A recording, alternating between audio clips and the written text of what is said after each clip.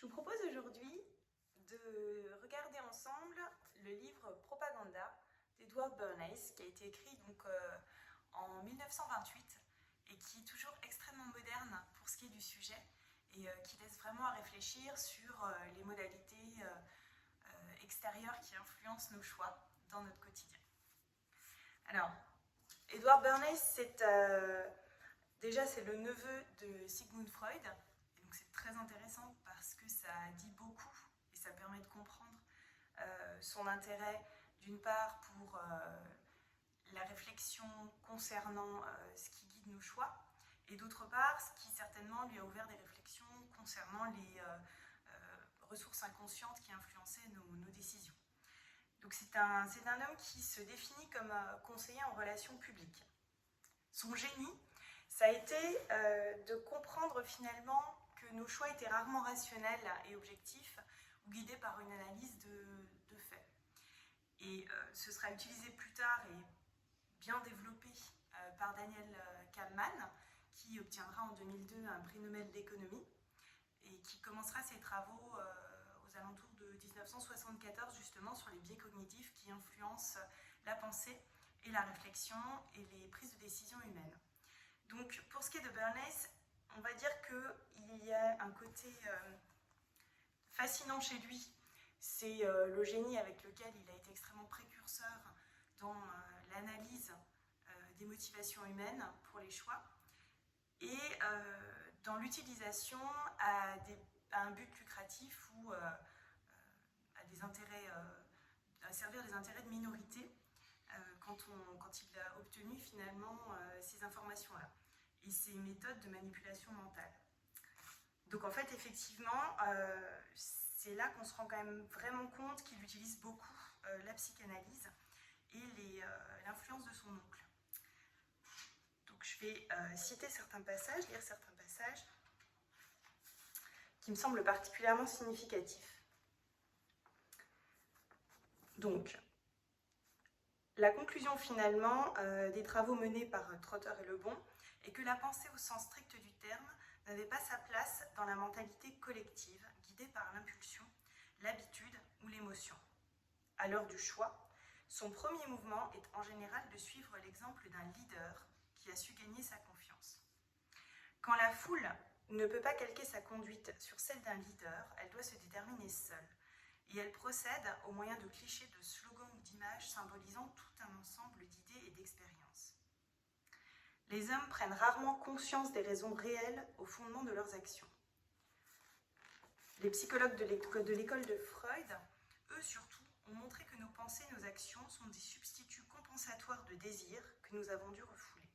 Autrement dit, il nous arrive de désirer telle chose, non pas parce qu'elle est intrinsèquement précieuse ou utile, mais parce que inconsciemment nous y voyons le symbole d'autre chose que nous n'osons pas nous avouer et que nous désirons. Donc on voit vraiment la base des manipulations qui conduisent au consumérisme actuel. Ce qui est discutable, donc ça c'était le génie effectivement de Bernays et qu'on voit vraiment tout au long du livre. Ce qui est beaucoup plus discutable, c'est ses motivations, d'une part, puisqu'en général il perçoit, c'est le ressenti que j'ai à la lecture de son livre, en fait il perçoit les individus uniquement comme des moyens ou sous l'angle de leur utilité pour servir ses propres intérêts ou ceux des personnes pour qui il travaille en tant que conseiller aux relations publiques. Et également l'image qu'il a de ce qu'il appelle les masses, les foules, le troupeau, avec tout un ensemble de mots qui sont péjoratifs, de qualificatifs péjoratifs, contrairement à une minorité éclairée qui, elle, par contre, on n'arrive pas vraiment à identifier sur quels critères il se base pour déterminer que celle-ci est légitime pour prendre les choix et être leader d'opinion, que ce soit des leaders politiques ou alors des industriels, des riches banquiers d'affaires. Donc c'est vrai que l'image qu'il a de la société est assez manichéenne, puisqu'on se retrouve avec une foule qui a pour objectif d'être manipulée dans l'intérêt d'une minorité qui serait prétendument éclairée et qui ferait des choix dans un intérêt qu'il ne définit pas réellement. Donc ça, c'est vraiment pour ce qui est de la partie beaucoup plus discutable de l'analyse de Bernays. Et donc là, je vais également lire un passage pour appuyer ce propos. Donc, l'État c'est moi, disait Louis XIV, du temps où les rois régnaient sans partage. Il n'était pas loin d'avoir raison, mais depuis les choses ont changé. Le moteur à vapeur, la presse à outils et l'instruction publique, qui à eux trois forment le trio de la révolution industrielle, ont retiré leur pouvoir au roi pour le remettre au peuple. Ce dernier a bel et bien reçu en partage le pouvoir et perdu par la royauté. En effet, la puissance économique entraîne souvent dans son sillage l'autorité politique, et l'histoire de la révolution industrielle montre comment la première est passée du trône et de l'aristocratie à la bourgeoisie. Le suffrage universel et la généralisation de l'instruction sont ensuite venus renforcer le mouvement. Au point qu'à son tour, la bourgeoisie se mit à craindre le petit peuple, les masses, qui de fait se promettaient de régner. Puisque finalement, la démocratie, c'est donc le gouvernement du peuple par lui-même, par le peuple. Aujourd'hui, pourtant, une réaction s'est amorcée. La minorité a découvert qu'elle pouvait influencer la majorité dans le sens de ses intérêts. Il est désormais possible de modeler l'opinion des masses pour les convaincre d'engager leurs forces nouvellement acquises dans la direction voulue. La propagande est l'organe exécutif du gouvernement invisible. Donc finalement, ce gouvernement invisible, c'est cette minorité qu'il dit éclairée et qui est légitime dans la manipulation des masses pour ses choix. Qu'ils soient politiques, qu'ils soient consuméristes en termes de choix de voitures, de tramways, du fait que les femmes fument ou non, on le développera plus tard. L'instruction généralisée devait permettre à l'homme du commun de contrôler son environnement. À en croire la doctrine démocratique, une fois qu'il saurait lire et écrire, il aurait les capacités intellectuelles pour diriger. On voit vraiment à quel point tout ce qui est utilisé comme qualificatif pour désigner tous les autres hommes que la partie, cette minorité éclairée, c'est toujours péjoratif.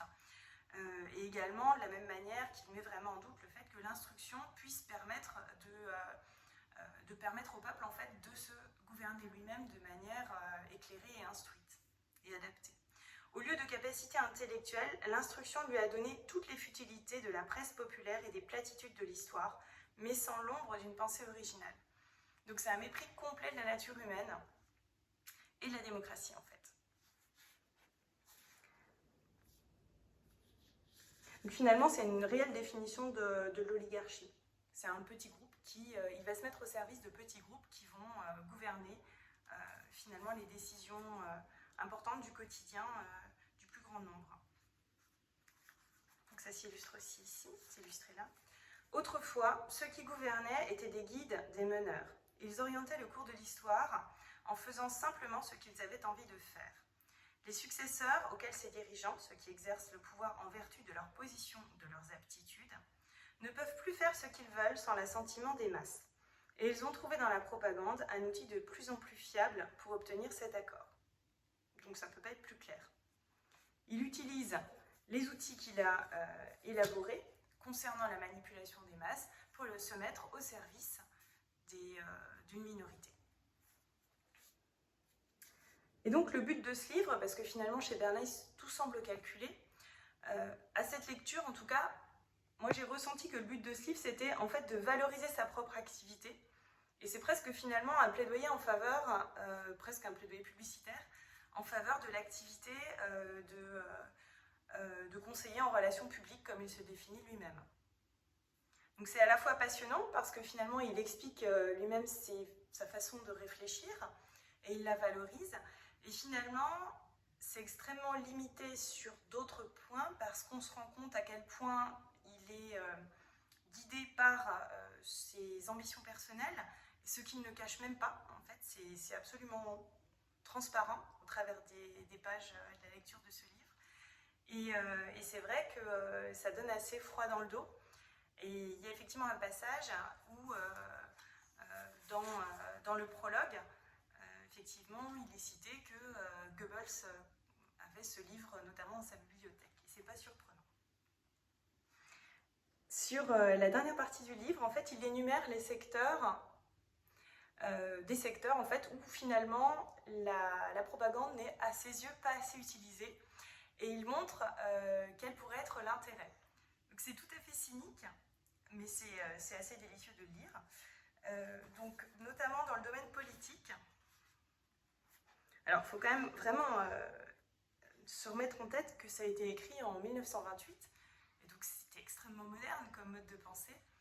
Et dans ce qu'il décrit, on voit l'apparition des conséquences de ce mode de pensée, de ces modalités de manipulation, qui ont effectivement été utilisées en politique ultérieurement, et les conséquences au niveau de la décrédibilisation de la sphère publique qu'on constate à l'heure actuelle avec la montée des populismes, parce que finalement, les hommes politiques font plus preuve de manipulation que de conviction et de mise en avant de valeurs et d'idées réelles au service desquelles ils se mettraient.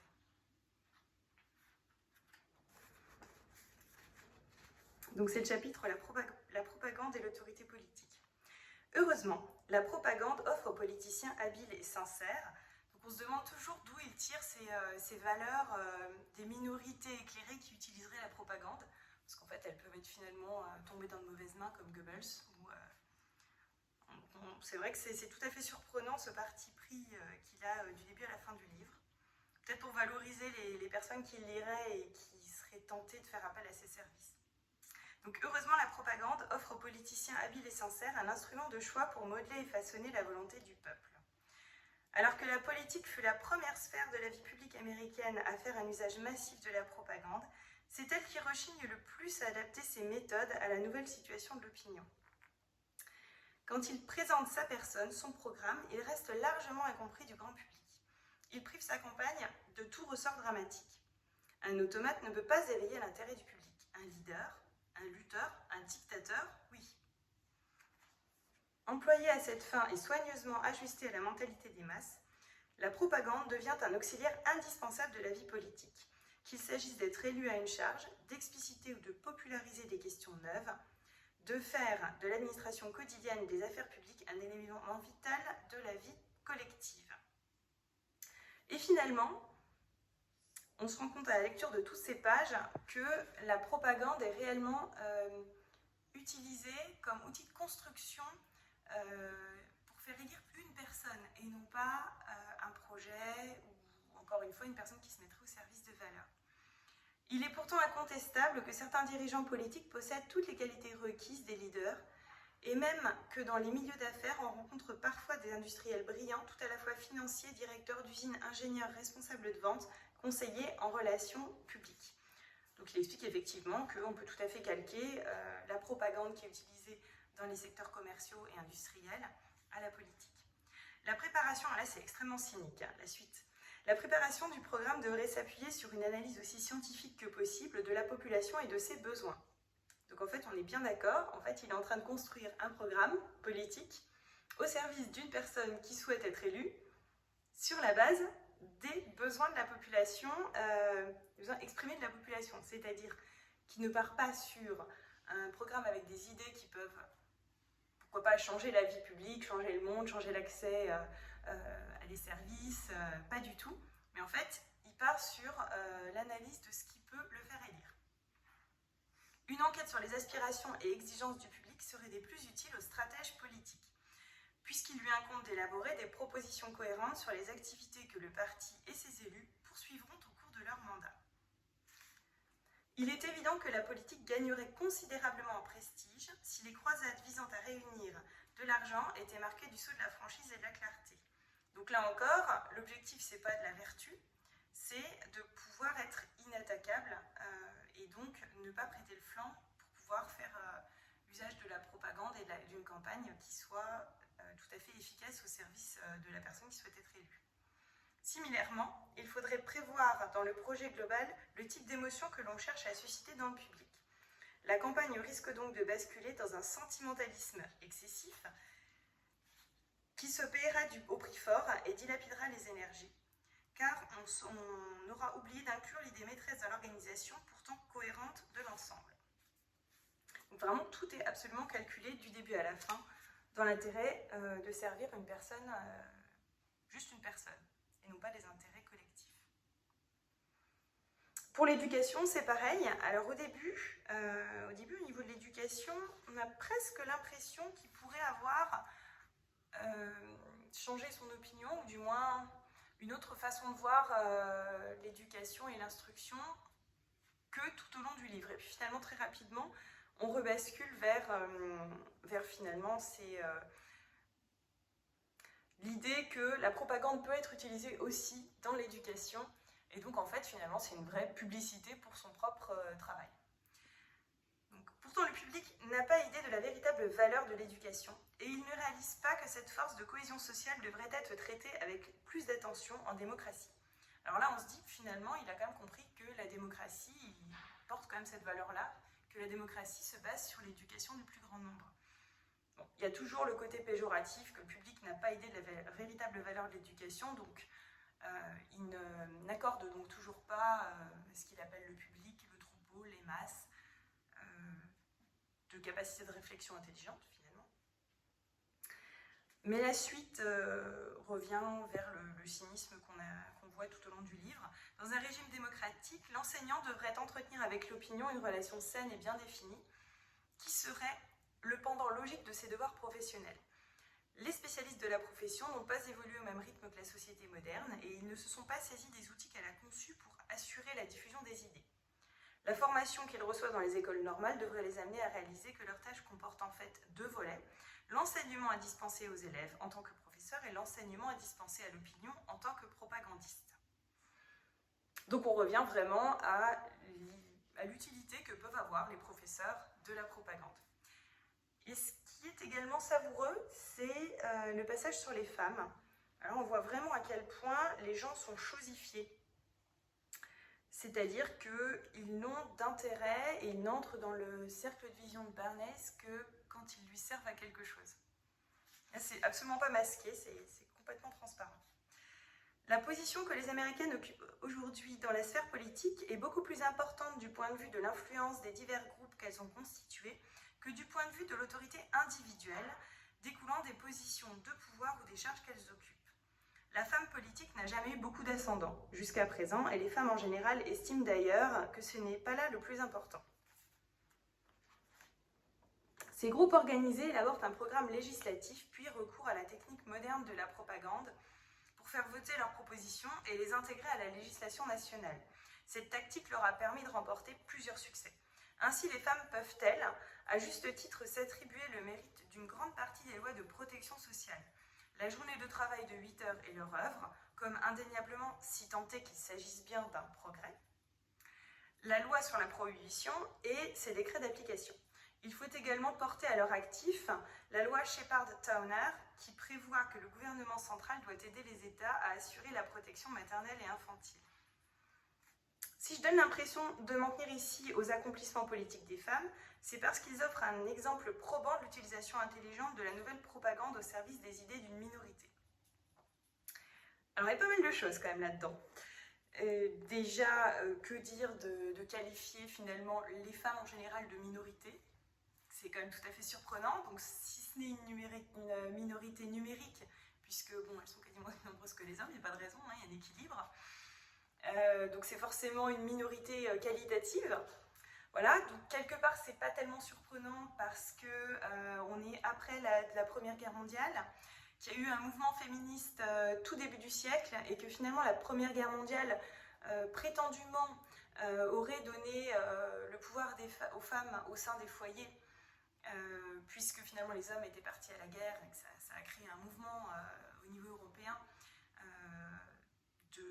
d'autonomisation des femmes. En fait, c'est tout le contraire. Comme tout moment de crise, qu'il soit sociale, économique ou alors une guerre, ça a plutôt tendance à renvoyer les femmes au foyer. C'est-à-dire qu'elles ont assumé leur tâche pendant la guerre et puis les hommes sont rentrés et finalement on est revenu à des valeurs très traditionnelles, rassurantes pour tout le monde, de patriarcat et d'absence de contestation des femmes et de revendication d'un rôle autre que le rôle qui leur est dévolu naturellement au foyer. Donc, on est effectivement dans une période qui n'est pas tellement propice, on va dire, au féminisme, mais bon, tout de même, quand même, le terme de minorité est tout à fait surprenant. Et finalement, il ne leur reconnaît absolument pas la qualité, et c'est là qu'on voit à quel point cet homme est finalement un jugement, enfin, du moins qui est complètement cynique, puisqu'elles ont quand même fait des avancées sociales majeures, et il les cite, et tout ce qu'il en retient, c'est la force de frappe qu'on peut avoir à utiliser justement la mobilisation des femmes. Donc on voit à quel point c'est quelqu'un qui est très intelligent, mais d'un cynisme assez désespérant. Et la conclusion qu'il en tire permet d'avoir un regard qui peut être intéressant à l'heure actuelle, notamment concernant la politique. À n'en pas douter, le grand public prend conscience des méthodes utilisées pour modeler ses opinions et ses comportements. Donc on est bien d'accord, ce livre date de 1928. Mieux informé de son propre fonctionnement, il se montrera d'autant plus réceptif à des annonces raisonnables allant dans le sens de ses intérêts. Aussi subtil ou cynique qu'il devienne à l'égard des procédés publicitaires, il aura toujours besoin de se nourrir et envie de se distraire. Il continuera à rêver de beauté et à répondre à l'autorité. Et donc ça, à mon sens, ça fait réellement écho à l'époque actuelle, où on a quand même beaucoup plus conscience des manipulations de masse, où il y a beaucoup plus de réflexion collective diffusée par les réseaux sociaux, qui certes véhiculent aussi de la propagande, mais qui permettent aussi d'avoir accès à des informations, à un esprit critique et à plus d'ouverture de manière réellement internationale. Donc c'est tout de même intéressant de voir qu'il n'a aucune inquiétude concernant l'avenir de la propagande, puisque même en admettant que ce qu'il appelle les masses, le troupeau, le grand public, prennent connaissance des manipulations mentales dont il est victime, dont il fait l'objet, il estime que de toute façon, le besoin de consumérisme sera toujours plus fort et toujours prégnant, donc en fait que les désirs de l'homme le desserviront toujours, même s'il en venait à avoir un esprit critique. Ça c'est très intéressant parce que c'est réellement la réflexion qu'on a à l'heure actuelle d'un consumérisme galopant et qui, au final, prend le pas, enfin du moins les individus sont désignés par leurs désirs et non plus par une capacité d'esprit critique et de réflexion. La propagande ne cessera jamais d'exister. Les esprits intelligents doivent comprendre qu'elle leur offre l'outil moderne dont ils doivent se saisir à des fins productives pour créer de l'ordre à partir du chaos. Donc finalement, c'est ni plus ni moins qu'un slogan publicitaire à mes yeux. Alors ce qui est extrêmement intéressant aussi dans cette version, c'est qu'au début, on a un prologue qui est assez passionnant, une préface qui est passionnante, qui fait tout de même 26 pages, et qui est écrite par Normand Baillargeon, qui est en fait un universitaire et écrivain québécois, et qui a vraiment une réflexion critique sur l'œuvre et la pensée de Bernays, qui est vraiment très très intéressante. Donc il dépeint initialement les grands progrès, les grands phénomènes qui ont influencé le XXe siècle, donc notamment la progression de la démocratie via le syndicalisme et l'extension du droit de vote, l'augmentation du pouvoir des entreprises et le déploiement massif de la propagande pour que les entreprises maintiennent leur pouvoir à l'abri de la démocratie. Donc c'est quand même édifiant. Et donc, il a une réflexion qui concerne le développement technique des manipulations de masse au service de minorités arrivées au pouvoir. Et il décrit notamment de manière pratique les manipulations de masse auxquelles a contribué Bernays, ce qui fait vraiment froid dans le dos. Donc, je vais vous lire des extraits. Pour en rester à l'actualité immédiate, considérons l'hypothèse d'un retour du tramway, dont il est périodiquement question dans les villes nord-américaines. On est en droit de se demander comment et pourquoi le tramway, qui est un moyen de transport commode, sûr et infiniment plus écologique que la voiture et le moteur à combustion, a disparu des grandes villes américaines au milieu des années 1950, alors qu'il y était solidement et depuis longtemps implanté. La réponse tient en un mot, l'automobile. On a en effet délaissé le tramway afin de faire la promotion de la voiture individuelle. Et qui donc, dans les années 1920, General Motors, Firestone et la Standard Oil de Californie se sont attelés à la tâche de convaincre l'opinion publique d'opter en manière de transport urbain pour une solution polluante, inefficace et extrêmement coûteuse, mais dans leur intérêt. L'intermédiaire était alors une entreprise écran, la National City Lines, qui progressivement acheta et contrôla les compagnies qui possédaient les tramways dans des dizaines de villes. New York, Los Angeles, Philadelphie, Saint-Louis, etc. On procéda ensuite à leur démantèlement progressif au profit d'autobus achetés par un fournisseur appartenant justement au trio précité. Enfin, et en parallèle, on mènera une action politique par le National Highway Users Conference afin de promouvoir avec succès la construction d'autoroutes. Le programme durera 30 ans, au terme desquels les tramways des villes seront remplacés par des voitures individuelles et des autobus. En 1959, les compagnies impliquées seront traduites en justice, tout de même. Reconnues coupables de conspiration criminelle, elles devront s'acquitter d'une amende de 5 000 $.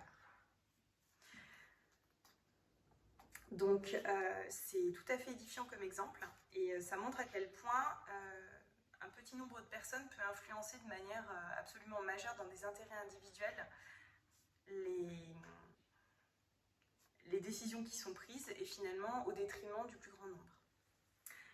Alors, il y a aussi l'exemple qui a fait finalement la gloire de Bernays. C'est lui qui finalement est responsable du tabagisme chez les femmes.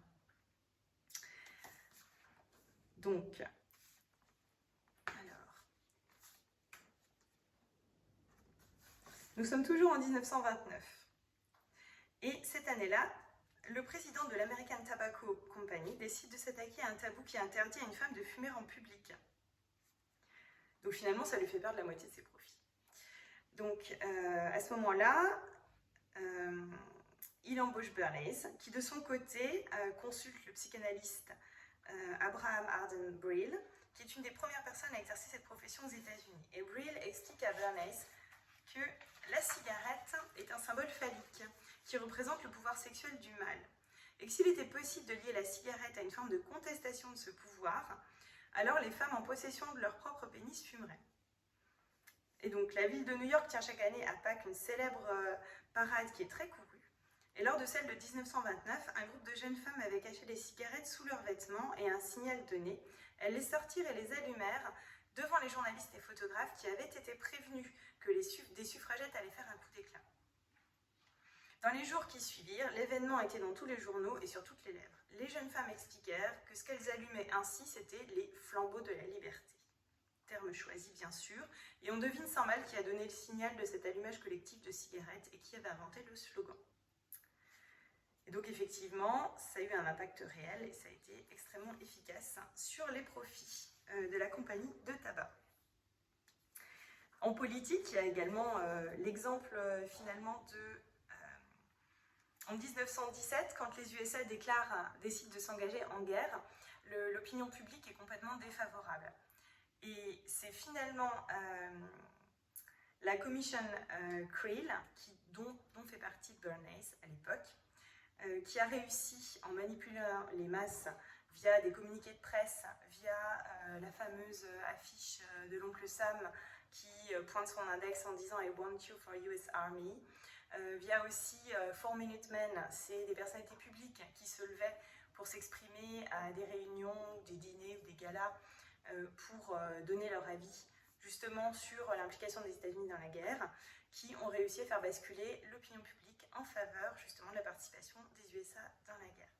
Donc ce livre est particulièrement passionnant parce qu'il donne à réfléchir sur ce qui peut être utilisé pour manipuler les foules, et puis également je trouve aussi que ça montre à quel point Bernays a une influence qui s'étend jusqu'à l'époque actuelle, puisque finalement il a, avec effectivement les personnes qui étaient de la même sensibilité que lui, mais bon, en tout cas lui, il a grandement influencé l'époque actuelle, et notamment la manipulation de masse pour le consumérisme.